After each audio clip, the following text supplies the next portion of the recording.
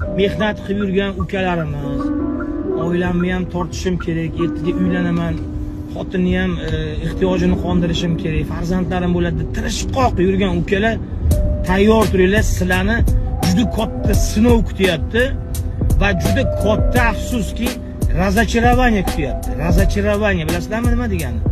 Ko'ngil qolishi.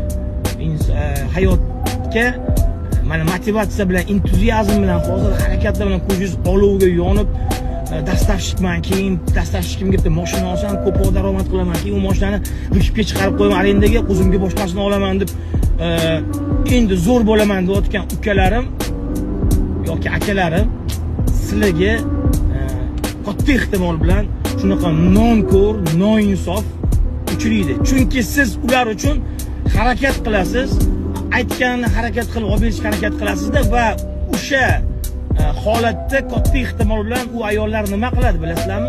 U ayollar o'zini kundan kunga men kislorodman deb o'ylashni boshlaydi. Mansiz yasholmaydi.